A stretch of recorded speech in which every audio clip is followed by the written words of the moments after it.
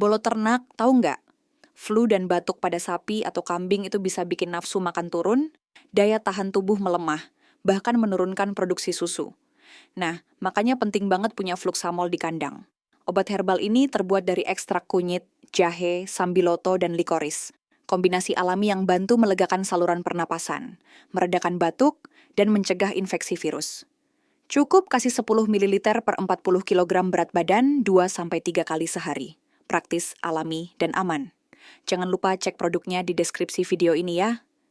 Jangan lupa like, komen, dan share, biar makin banyak bolo ternak yang tahu solusi sehat buat ternaknya.